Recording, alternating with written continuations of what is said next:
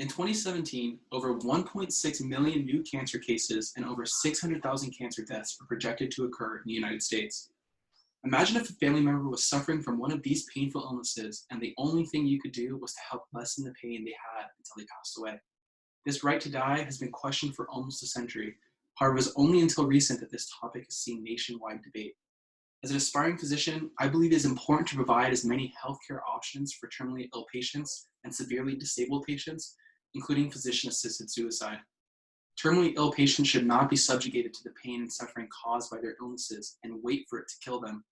It is imperative that terminally ill patients receive quality healthcare that not only treats their physical symptoms, but helps maintain their mental health as an individual and as a patient.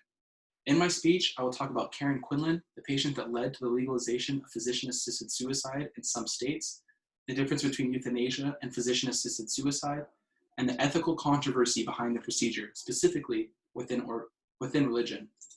So let's get right into it and talk about the person behind the legalization of this procedure. Physician-assisted suicide has been widely debated since the case of Karen Ann Quinlan of 1976. According to the NCL.org, the National Center for Life and Liberty, on April 15, 1976, Karen Ann Quinlan, only 21, collapsed, stopped breathing, and slipped into a coma. She had just arrived home from a party where her friends reported that she took prescription drugs and drank alcohol after not eating for several days. Doctors were able to save her life, but she suffered severe brain damage and fell into what doctors diagnosed as a persistent vegetative state. Due to her state of incapacitation, she was unable to speak for herself on what she would have preferred to do with her life.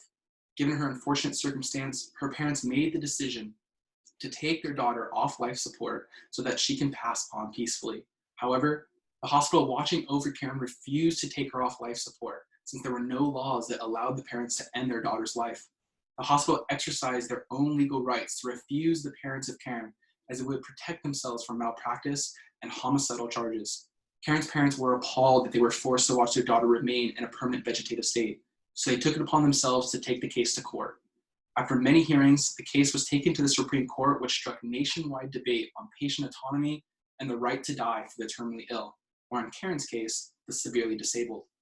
Karen's parents won the court case, but once they took the ventilator out from Karen, she began to breathe on her own and lived for another 9 years in a nursing home and was fed through a feeding tube.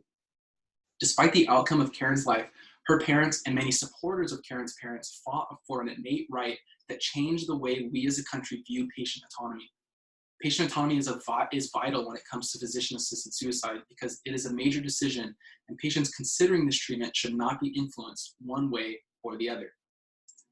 It can be easily misunderstood when talking about euthanasia and physician-assisted suicide. The seemingly small but major difference in distinguishing between the two is the role the physician plays when interacting with aiding to their patient's death.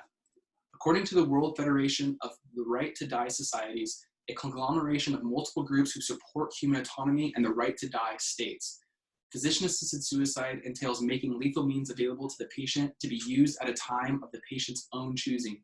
By contrast, voluntary active euthanasia entails a physician taking an active role in carrying out the patient's request and usually involves intravenous delivery of a lethal substance.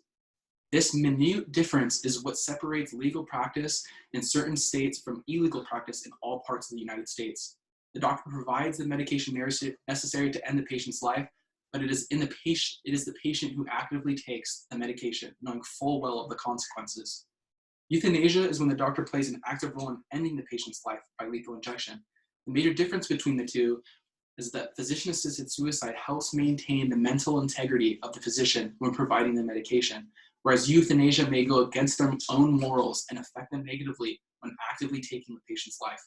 It is important that physicians exercise their right of autonomy when treating patients. However, it is also important that physicians take the patient's religious beliefs into account. Although legalizing physician-assisted suicide has its benefits, there are those who feel that legalizing this right to die through physician-assisted suicide violates several human rights. There are several religious teachings that strongly believe against a human killing themselves, such as "thou shalt not kill" from the Bible, and "do not kill yourself or one another, and spend in the way of Allah, and do not throw yourself with your own hands into destruction," the Quran. One who commits suicide willfully is not attended to all, and one does not mourn for him, and no lamentation is made for him, nor does one rend garments or bare the shoulder in mourning for him.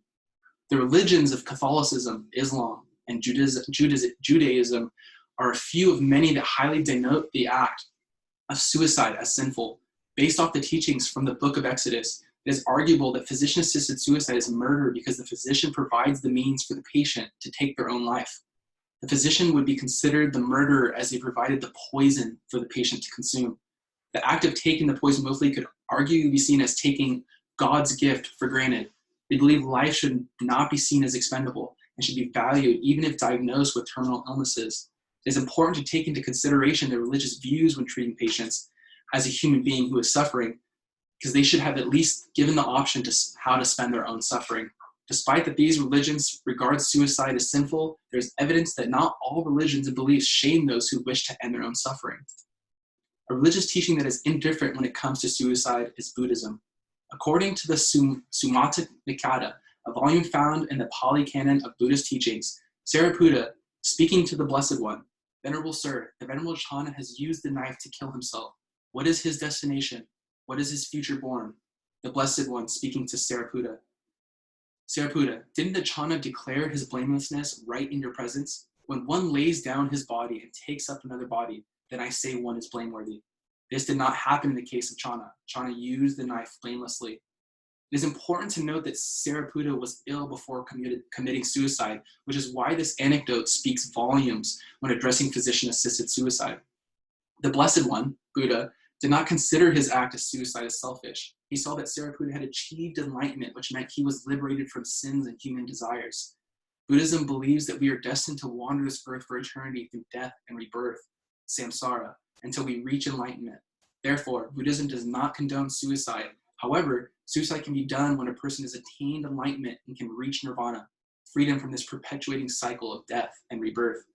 We can conclude that the argument regarding religion is subjective and should not be used to prevent this option from being given to patients. Physicians themselves should have the right to refuse patients if it was to violate their religious values, but it should not prevent the patient from receiving treatment altogether. If a physician has an issue with providing the medication, he or she should refer that patient to another physician who can provide them with that request. A patient's physical health is equally important as their mental health. I feel that having this option available for patients allows them to find solace in the fact that they can choose to accept this treatment if their illness precludes them from living life comfortably. Karen Quinlan's case was used as an example for the importance of patient autonomy and the right to die. I provided you information about the differences between euthanasia, and finally, I've discussed that many religions do in fact see suicidal as sinful, but we also proved that there are other beliefs that see it differently. Physician-assisted suicide is a very intimidating concept to comprehend because you make the conscious decision to end your own life. The concept of death and its inevitability has riveted seekers of the unknown, while others seek to prolong their death due to the fear of it. It is a fear that most can empathize with, if not sympathize with. Thank you, and have a great summer.